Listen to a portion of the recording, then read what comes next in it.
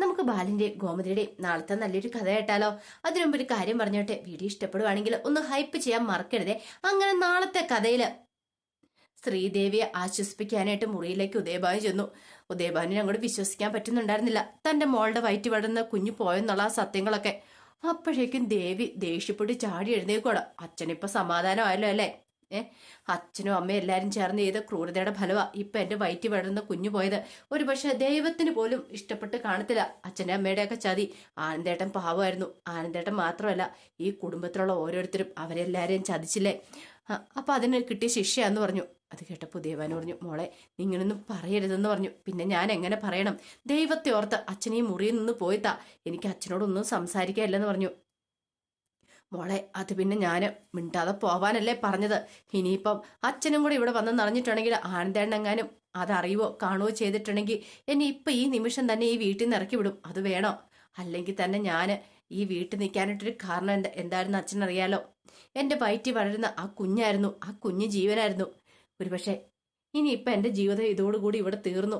ആനന്ദേണ്ണ എപ്പോഴാ ഏത് നിമിഷം എന്നെ ഇവിടെ നിന്ന് ഇറക്കി വിടുന്നതെന്ന് കരുതിയിട്ടാണ് ഞാൻ ഇവിടെ ഇരിക്കുന്നത്. അതെപ്പോ വേണമെങ്കിലും സംഭവിക്കാം. അച്ഛനും അമ്മയൊക്കെ ചെയ്ത തെറ്റ് എല്ലാവർക്കും ഇപ്പൊ സമാധാനമായി കടലൊക്കെ എന്ന് പറഞ്ഞുകൊണ്ട് കുറെ ദേഷ്യപ്പെട്ടു. ഒടുവിൽ ഉദയഭാനുവിനെ മുറിയിന്ന് തന്നെ ഇറക്കി വിടുന്നുണ്ട്. ഉദയഭാനു വിഷമത്തോടു കൂടി ഹാളിലേക്ക് വരുന്ന സമയത്ത് ബാലനും ഗോമതിയൊക്കെ എന്ത് ചെയ്യണം എന്നറിയില്ലാതെ ഇരിക്കുമായിരുന്നു. അവരുടെ കൂടെ തന്നെ ധർമ്മനും ഉണ്ടായിരുന്നു. പിന്നീട് ഉദയഭാനു സങ്കടത്തോടു കൂടി അവിടെ നിന്ന് വന്നിട്ട് ചോദിച്ചു, എന്താ ബാല, എന്താ പറ്റിയത്? എന്റെ മോളുടെ കുഞ്ഞിന് എന്താ സംഭവിച്ചേ? എനിക്കത് അറിയണമെന്ന് പറഞ്ഞു. അത് കേട്ടപ്പം ബാലൻ ഇങ്ങനെ ഉദയഭാനെ നോക്കി, എന്നിട്ട് പറഞ്ഞു, സോറി ഉദയഭാനു സാറേ, ഞങ്ങൾക്ക് ആ കുഞ്ഞിനെ രക്ഷിക്കാൻ പറ്റിയില്ലെന്ന് പറഞ്ഞു. ബാല, എനിക്ക് എന്റെ സത്യാവസ്ഥ എന്താണെന്നറിയണം. എന്റെ മോൾക്ക് എന്താ സംഭവിച്ചതെന്ന്. ഞങ്ങളൊക്കെ എത്ര പ്രതീക്ഷയോട് കൂടിയാ കാത്തിരുന്നതെന്നറിയാവോ? ഇപ്പോഴും ഈ നിമിഷം വരെ അതായിരുന്നു, അങ്ങനെയായിരുന്നു. ഇങ്ങോട്ടേക്ക് വരുന്ന ആ നിമിഷം വരെ ശ്രീകല സത്യങ്ങളൊന്നും അറിഞ്ഞിട്ടില്ല. ശ്രീകല ഇത് അറിയുവാണെങ്കിൽ ശ്രീകലയ്ക്ക് സഹിക്കാൻ പറ്റില്ലെന്ന് പറഞ്ഞു. അപ്പോഴേക്കും ബാലൻ പറഞ്ഞു, എല്ലാം ഞങ്ങളുടെ ഭാഗത്തെ തെറ്റാ. എന്റെ മോളുണ്ടല്ലോ അനു, അവള് കാരണം ഇത് സംഭവിച്ചെന്ന് പറഞ്ഞു. അനു കാരണോ? അപ്പോഴേക്കും ഗോമതിയും ധർമ്മനും ഒക്കെ വല്ലാതെ ആയിപ്പോയി. കാരണം അവർക്ക് ഭയങ്കര ബുദ്ധിമുട്ടായി. ഉദയഭാനു സാറിനോട് സത്യങ്ങളൊക്കെ തുറന്നു പറയുവാണെന്ന്. പിന്നീട് ബാലനാണ് ആ കാര്യം പറയണേ, എന്റെ മോളും കൃഷ്ണമംഗലത്തെ അലോകം തമ്മിൽ ഇഷ്ടത്തിലായിരുന്നു. ഒടുവില് അവന് അവളെ കണനം കൂട്ടി ഇങ്ങോട്ടേക്ക് വന്നു.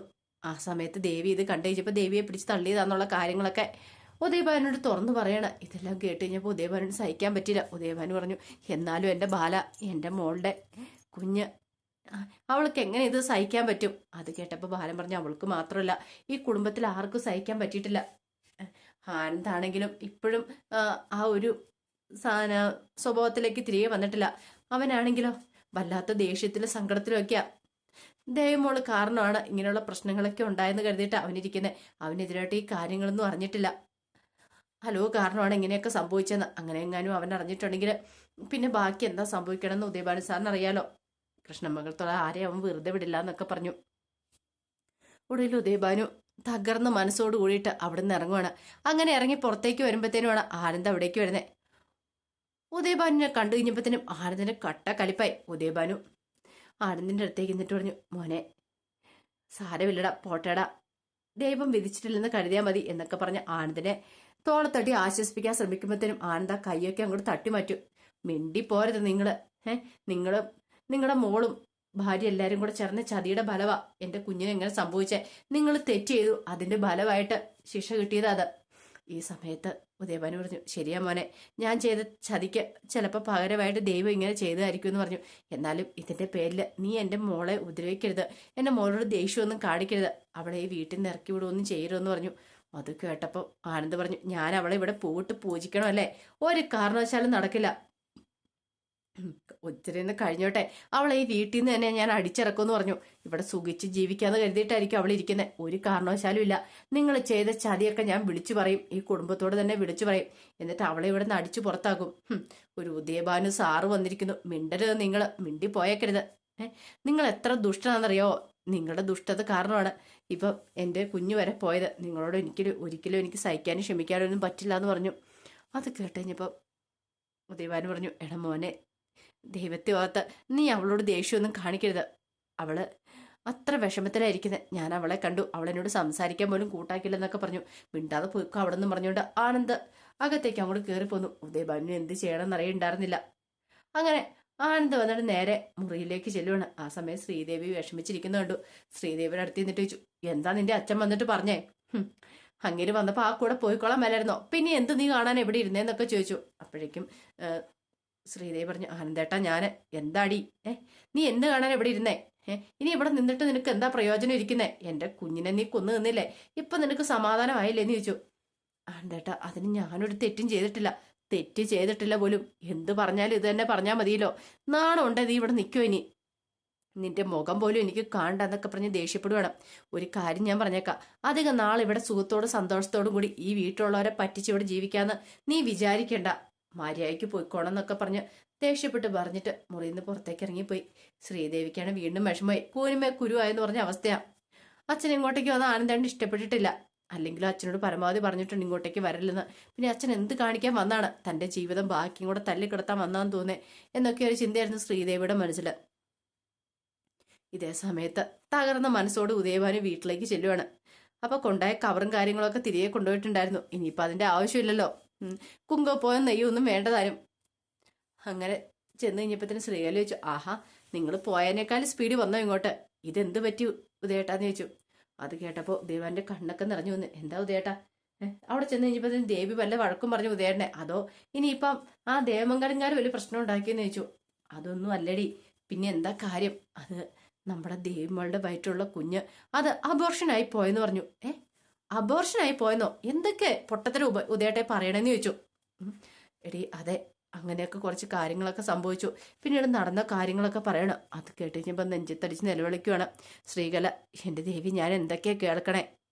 നമ്മളുടെ മോളുടെ ഏക പ്രതീക്ഷയല്ലായിരുന്നു ആ കുഞ്ഞ്. ആ കുഞ്ഞിനെ നഷ്ടപ്പെട്ട് കഴിഞ്ഞിട്ടുണ്ടെങ്കിൽ പിന്നെ അവൾക്കൊരു ജീവിതമുണ്ടോ? ഞാൻ ആനന്ദിനെ കണ്ടിട്ടാ വരുന്നേ. ആനന്ദ് ആകെപ്പാടെ കട്ടക്കലിപ്പില്ല. ഇനി ഏത് നിമിഷം എന്ത് സംഭവിക്കാം? ആനന്ദ് അവളെ ഇങ്ങോട്ട് കൊണ്ടേ വിടുമെന്ന് പറഞ്ഞു. മുമ്പ് ഞാൻ വിഷം കഴിക്കാനായിട്ട് കുപ്പി എടുത്തോളൂ. ഇത്തവണ ഉറപ്പായിട്ട് ഞാനത് കഴിക്കേണ്ട വരൂടി. ഇനി എന്ത് ചെയ്യണമെന്ന് പോലും എനിക്കറിയില്ല എന്ന് പറഞ്ഞു. അത് കേട്ട് കഴിഞ്ഞപ്പോൾ ശ്രീകല പറഞ്ഞു, വിഷമിക്കേണ്ട ഉദയേട്ടാ, എന്തെങ്കിലും ഒരു മാർഗം ദൈവം കാണിച്ചു തരാതിരിക്കില്ല എന്ന് പറഞ്ഞു. ഇനി മാർഗം കാണിച്ചു തരും പോലും ഇനി പെരുവഴിയായിരിക്കും നമ്മുടെ അവസ്ഥ. എന്നാലും ദേവമോൾക്ക് ഇതെങ്ങനെ സഹിക്കാൻ പറ്റും? ഞാനും കുറെ മോയിച്ച നമ്മുടെ പേരക്കുഞ്ഞിനെ കാണാമല്ലോ എന്ന് കരുതിയിട്ട് ഇനിയിപ്പൊ എന്ത് ചെയ്യുമെന്ന് ചോദിച്ചു. എന്ത് ചെയ്യാനാ ശ്രീകലെ? വരുന്നിടത്ത് വെച്ച് കാണാനേ പറ്റുള്ളൂ എന്ന് പറഞ്ഞു. ഈ സമയത്ത് ആര്യം മിത്രയെ വിളിക്കുന്നുണ്ട്. മിത്രയെ വിളിച്ച് സംസാരിക്കുന്ന സമയത്ത് മിത്ര മീനാക്ഷിയുടെ ശ്രീദേവിയുടെ എല്ലാവരുടെയും കാര്യങ്ങളെ കുറിച്ചൊക്കെ ചോദിക്കുന്നുണ്ട്. എന്താ ആര്യ, മീനാക്ഷി അടുത്താണെങ്കിൽ എന്നെ വിളിക്കുന്നില്ല, ശ്രീദേവിച്ചും വിളിക്കുന്നില്ല, എന്താ അവർക്ക് അത്ര തിരക്കായി പോയെന്നൊക്കെ ചോദിച്ചു. അപ്പോഴേക്കും ആര്യം പറഞ്ഞു, അത് പിന്നെ മീനാക്ഷി അടുത്ത് ജോലിക്ക് പോകുന്നുണ്ടല്ലോ, ശ്രീദേവി വെച്ച് അധികം അങ്ങനെ ഫോണൊന്നും ഉപയോഗിക്കാറില്ല, അതുകൊണ്ടാന്നൊക്കെ പറഞ്ഞു. മിത്രയുടെ മനസ്സിനെയും കൂടെ വേദനിപ്പിക്കേണ്ടത് കരുതിയിട്ടാ ആര്യൻ അങ്ങനെ പറയണേ. ഉടയിൽ മിത്ര പറഞ്ഞു, അതെ എന്റെ ട്രെയിനിങ് പീരീഡ് കഴിഞ്ഞു, നാളെ എനിക്ക് വീട്ടിലേക്ക് വരാമെന്ന് പറഞ്ഞു. നാളെ ആര്യൻ എന്നെ കൂട്ടാൻ വരില്ലെന്ന് ചോദിച്ചു. അത് കേട്ട് കഴിഞ്ഞപ്പത്തിന് ആര്യം പറഞ്ഞു, ശരി ഞാൻ കൂട്ടിക്കൊണ്ട് വരാനായിട്ട് വന്നോളാന്ന് പറഞ്ഞു. അങ്ങനെ കോള് കട്ട് ചെയ്തിട്ട് ആര്യൻ ആലോചിച്ചു, നാളെ മിത്ര ഇവിടെ വന്നു കഴിയുമ്പോഴാണ് കാര്യങ്ങളൊക്കെ അറിയാൻ പാടുള്ളൂ. ഒരു പക്ഷെ അതിനു മുമ്പ് പറഞ്ഞിട്ടുണ്ടെങ്കിൽ അവളുടെ മനസ്സിനെ താങ്ങാൻ പറ്റില്ല, അവൾക്കും ഭയങ്കര വിഷമമായിരിക്കും.